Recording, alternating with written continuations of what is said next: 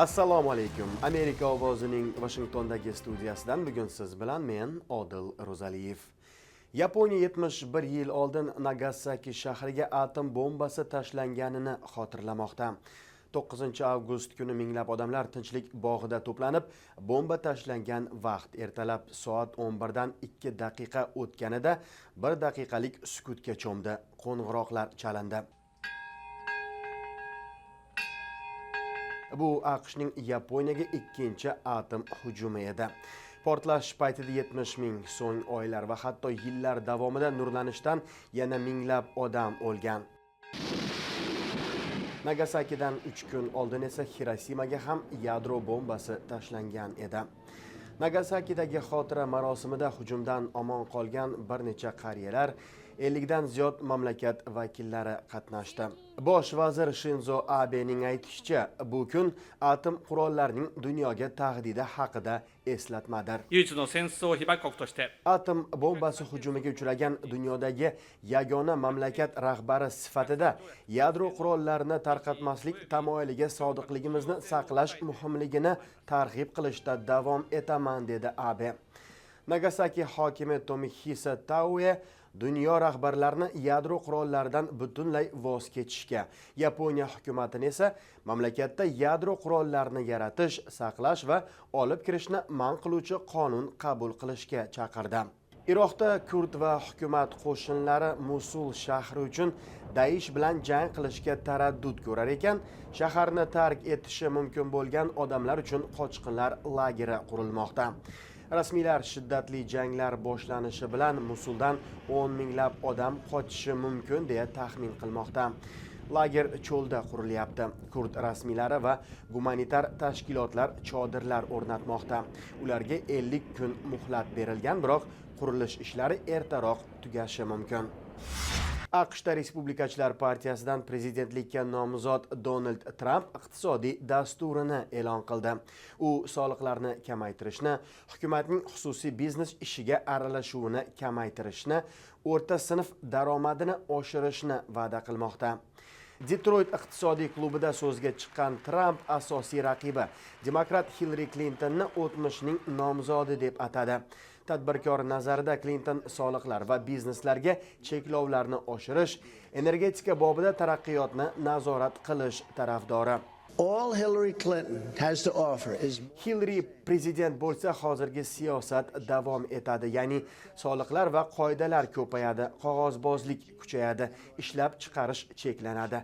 Amerikani zaiflashtirmoqchi bo'lsangiz, bu ishni Clintondan yaxshiroq uddalaydigan odamni topa olmaysiz, dedi Trump. Nomzod korporatsiyalarga qo'yilgan soliqni 39% dan 15% ga tushirishini aytdi.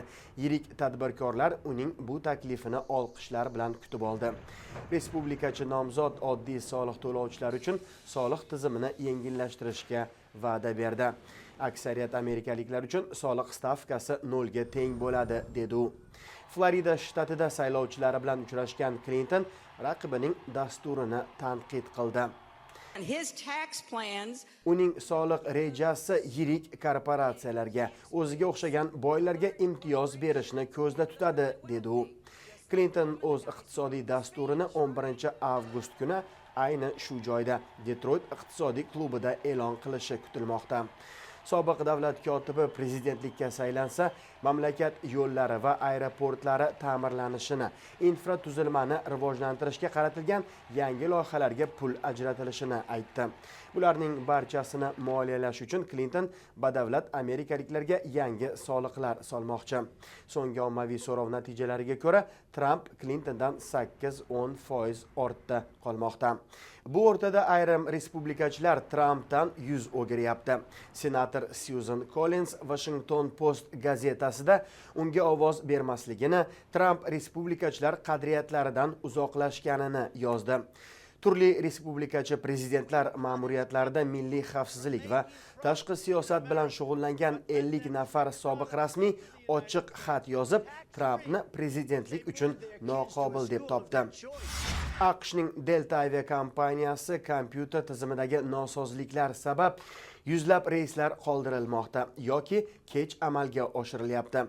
Kompaniya vakillariga ko'ra, uning Atlantadagi bosh qarorgohida chiroq o'chib, kompyuter tizimi ishdan chiqqan. Qo'shimcha generatorlar esa yoqilmay qolgan. Dushanba kuni Amerika bo'ylab va xorijga 870 dan ziyod reys bekor bo'lgan. Ertalabki reysimni ko'p marotaba qoldirishdi, so'ng umuman bekor qilishdi, deydi yo'lovchilardan biri. Aviatsiya sohasi ekspertlarining taxmin qilishicha, ikki yirik korporatsiya birlashishi natijasida sobiq raqib kompaniyaning kompyuter tizimlarini umumiy tizimga o'tkazish silliq kechmagani bois muammolar kelib chiqayotgan bo'lishi mumkin. Delta 2008-yilda Northwest aviakompaniyasi bilan birlashgan. O'tgan oy Southwest aviakompaniyasida ham ro'y bergan texnik nosozlik sabab 2300 ta reys bekor bo'lgan, 8000 tasi esa kech uchgan edi.